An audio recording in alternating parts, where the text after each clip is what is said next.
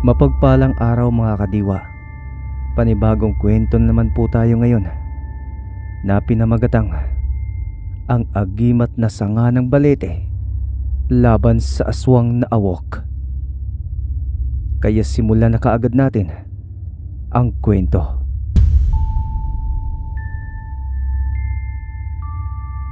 Narinig niyo na ba ang tungkol sa aswang na awok? May nakapagsabi na isa raw iyong uri ng aswang na may kakayahang magpalit ng anyo bilang maitim na malaking baboy o di naman kaya ay baboy ramo. May iilan ding nagsasabi na kaya ng aswang na awok ang mag-anyong dambuhalang ibon, ngunit bihira lang iyon.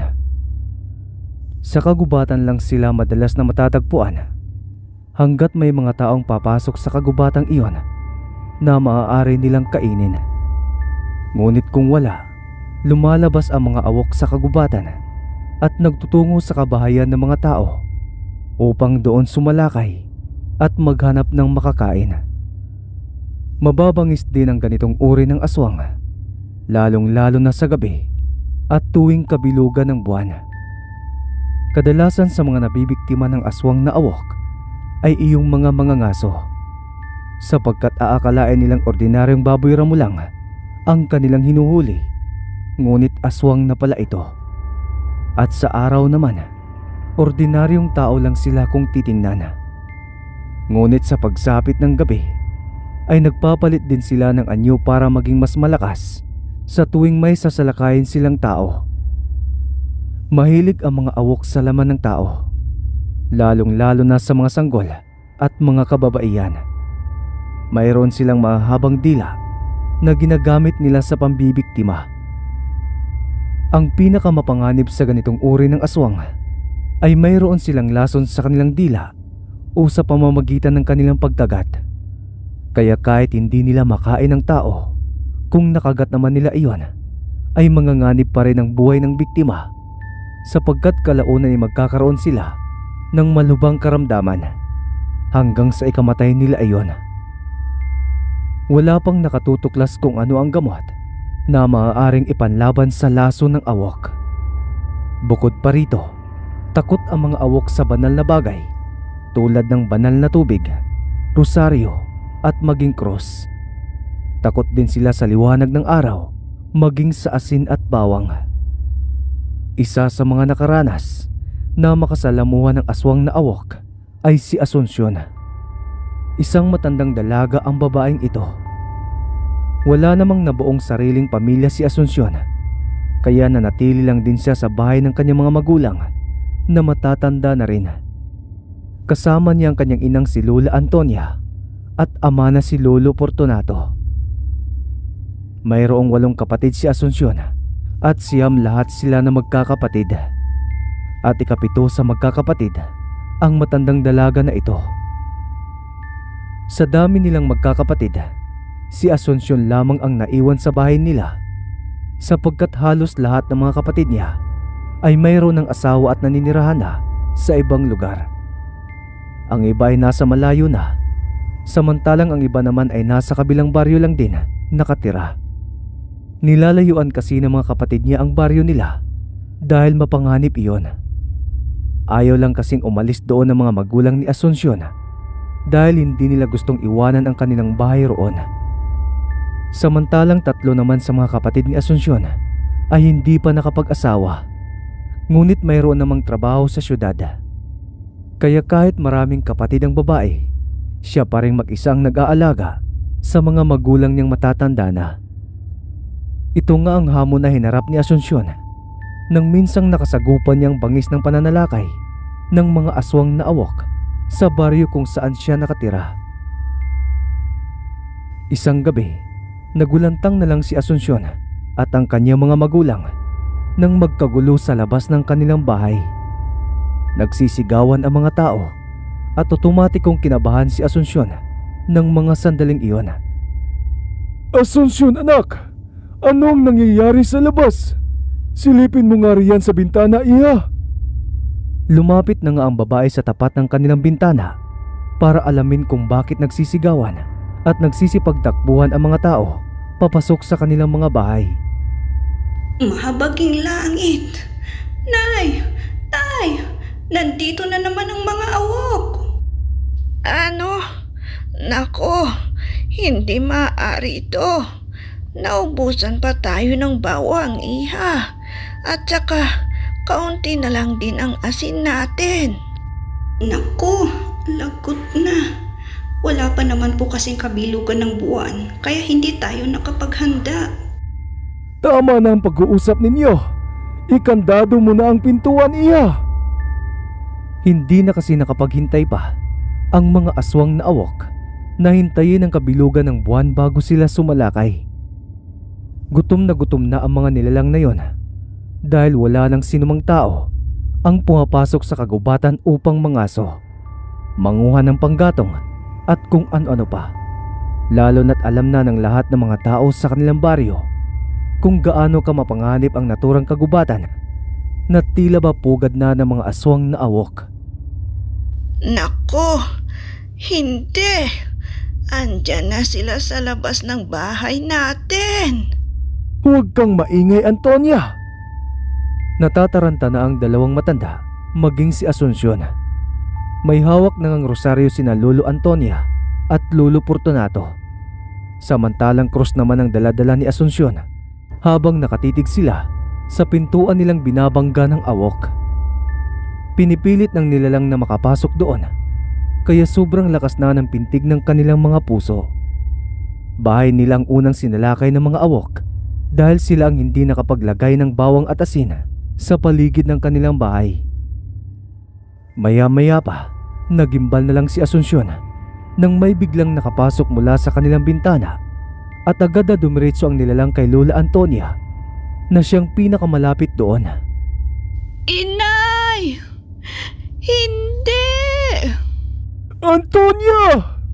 Tulungan niyo ako! Tulong!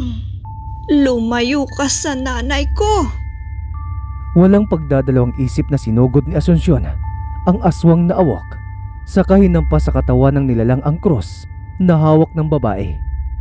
Agad namang nasindak ang awok at mabilis na lumabas ng kanilang bahay.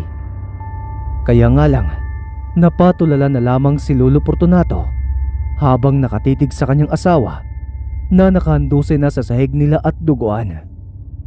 Naku, hindi! Inay! Inay! Gumising kayo! Hindi sukat akalain ni Asuncion na sa gabing iyon na pala ang huling gabi ng kanyang ina. Hindi sila makapaniwala ng kanyang amang si Lolo Fortunato na nasawi ang matandang babae. Ni isa kasi sa mga kapitbahay nila ay walang naglakas ng loob na tumulong sa kanila dahil natatakot din silang lahat. Saka napakabilis din naman ang pagsalakay ng awok kay Lola Antonia. Tila naman isang bangungot para kay Asuncion ang mga pangyayaring iyon. Nagsipag-uwi kaagad sa kanila ang lahat ng mga kapatid niya pagkatapos marinig ng mga ito ang masamang balita patungkol sa kanilang ina. Mabilis ang mga pangyayari at hindi na lang namalayan ni Asuncion na nailibing na ang kanyang ina. Demonyo talaga ang mga nilalang na yun, Inay. Hayaan mo, tutugisin ko ang mga awok na iyon at ilalaan ko na ang buong buhay ko sa pag-ubos sa lahi nila.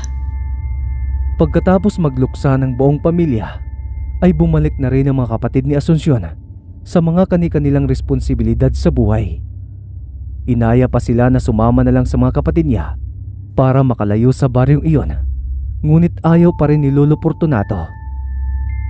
Itay, sumama ka na lang sa kapatid ko at hayaan niyo na akong mag-isa rito. Uubusin ko pa ang mga nilalang na iyon. Hindi ako makapapayag, Iha.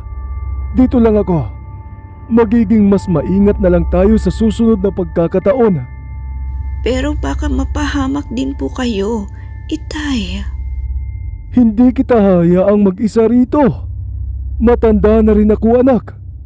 Kung mamamatay man ako, gusto kong mamatay nang may mapatay rin ako. Kahit isang awok lang. Wala nang nagawa pa si Asuncion sa katigasan ng ulo ng kanyang ama. Ayaw rin namang umalis doon ni Lolo Fortunato, kaya wala na siyang iba pang pagpipilian kundi hayaan na lamang ang matanda. Isang araw, napansin ni Asuncion na paubos na ang nakaimbak nilang inumin na tubig, kaya nag-igib na muna ang babae. Nasa tabi lang ng malaking puno ng balete ang pinagkukuhanan nila ng tubig na inumin. Pagdating ni Asuncion, marumi pa ang malaking hukay ng bato na kung saan naroon ang tubig. Kaya nililinis muna iyon ni Asuncion. Pagkatapos ay hinintay niya muna na mapunong muli ang hukay para makaigib na siya. At habang nakaupo si Asuncion sa mga damuhan doon, tumulo na naman ang kanyang luha dahil ilang linggo pa lang matapos masawi ang kanyang ina. Hindi lang sukat akalain ng babae na papanaw si Lola Antonia sa marahas at masakit na paraan. Mag-isa lang naman si Asuncion doon, kaya hindi na inalintana kahit humagulgol pa siya ng iyak. Hanggang sa nilamok na nga ang babae. Mabuti na lang at may dala siyang pansindi, kaya nagpaapoy na muna siya roon gamit ang ilang mga tuyong dahon. Maya-maya pa, nagimbal ang buong sistema ni Asuncion nang may biglang nilalang ang lumitaw mula sa kanyang harapan. Sa isang pagpilik lang ni Asuncion ng kanyang mga mata, ay bumungad na lang sa kanyang paningin ang nilalang na yon.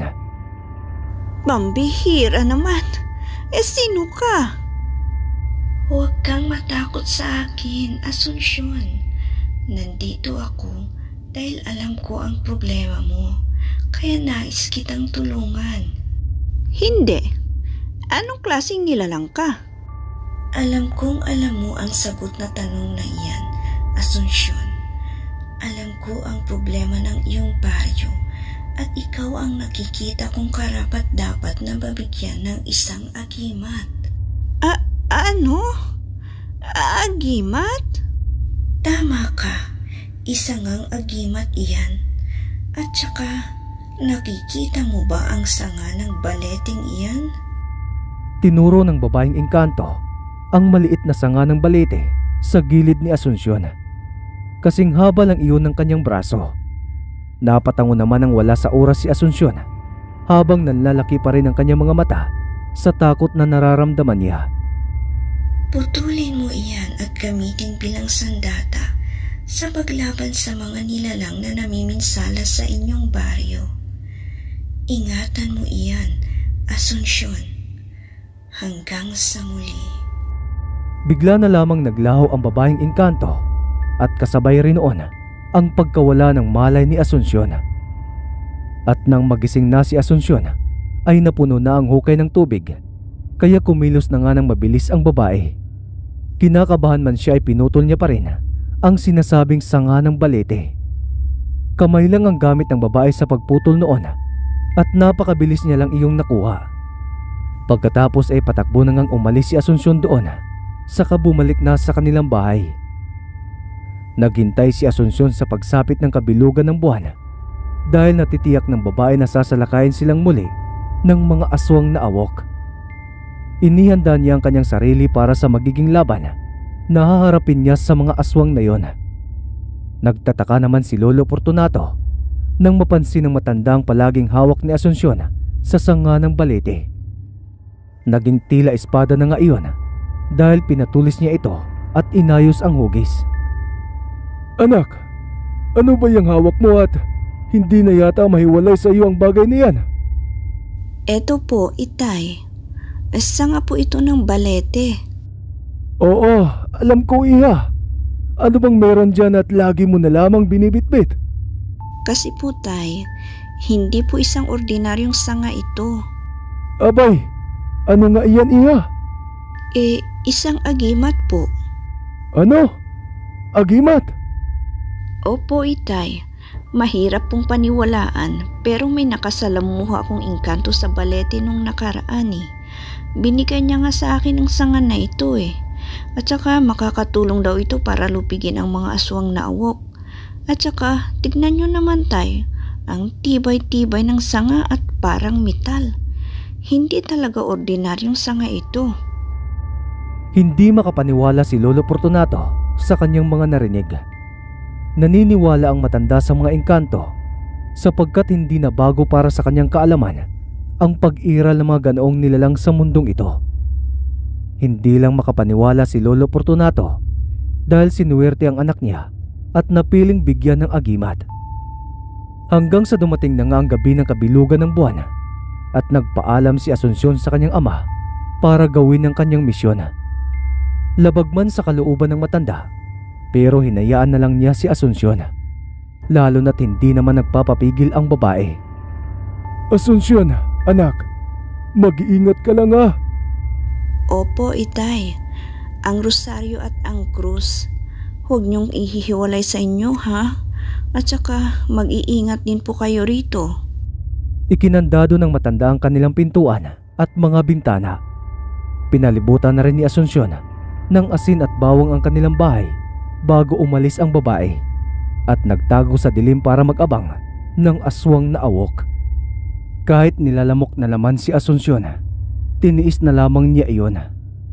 Hanggang sa sumapit ang 10 ng gabi at sumalakay na nga ang mga nilalang. Pinipilit nilang lapitan ang mga bahay na naroon at lusutan ng mga asin at bawang, kaya agad silang nilapitan ni Asunsyon. Hoy! Ikaw! Harapin mo ako at magtutuos tayo! Nagising ang mga kapitbahay ni Asunsyon dahil sa malakas niyang pagsigaw. Nahintakutan na nga ang mga ito nang makita nilang naroon na namang muli ang mga awok. Dahil si Asunsyon lang ang mag-isa ang nasa labas, siya nga ang sinugod ng isang awok doon, habang ibang kalaban ay nasa malayong bahagi naman ng kanilang baryo. Nakipagbuno si Asunsyon sa naturang nilalang at nahihirapan din ang awok na atakihin si Asunsyon dahil pinaliguan ng babae ang kanyang sarili ng asin at hiniwang mga bawang. Saka may suot din siyang rosaryo. Walang hiya kang nilalang ka. Para ito sa aking inay. Gamit ang agimat ng sanga ng balete, ay sasaksakin na sana ni Asunsyon ang awok ng matumba ito sa lupa. Ngunit napatigil siya ng may isang babae ang biglang sumigaw mula sa kanyang likuran. Asunsyon, tigilan mo yan! Dahil sa sigaw na yun ng babae, napalingon kaagad si Asunsyon sa kanya at bumungat sa kanyang paningin ang kapitbahay niyang si Croda. Mabilis namang nakatakas ang nilalang saka tumakbo palayo. Pambihira ka naman, Kruda. Tignan mo nga at nakatakas tuloy ang aswang na iyon. Ano bang problema mo, ha? Sa halip na sumagot si Croda, tarantalang na tumakbo ang babae papalayo at hindi na alam ni Asunsyon kung saan yun nagpunta. Baliw yata ang babaeng yun eh. Mapapatay ko na sana ang nilalang na yun. Pagalit na sinipan ni Asunsyon ang nakita niyang bato sa paligid. Pagkatapos ay tumakbo na siya para libutin ang buong kabahayan upang tingnan kung naroon pa ba ang nilalang. Pero wala na talaga ito at tuluyang nang nakatakas. Nakatitiyak naman si Asunsyon na may ilang sugat ang natamo ng nakalaban niyang awok dahil sa talim ng kanyang agimat. Pero nangihinayang lang siya dahil makakapatay na sana siya ng aswang kung hindi lang umiksena si Croda. At makalipas ang ilang araw, napagtanto ni Asunsyon na may kakaiba sa mga ikinikilos ng kapitbahay niyang si Croda. Nagtataka siya kaya naisipan niyang mag-imbestiga. Gabi-gabing sinusundan ni Asunsyon si Croda kung saan nagpupunta ang babaeng iyon. Hanggang sa nagulat na lang si Asunsyon nang matuklasan niyang palihim na pumupunta si Croda sa kagubatan at may lalaking katagpo roon. Doon nalaman ni Asunsyon na aswang na awok ang lalaking iyon at iyon ang nakalaban niya noong nakaraan. Kaya hindi nagdadalawang isip ang babae na isagawa ang isang plano laban sa lalaking awok.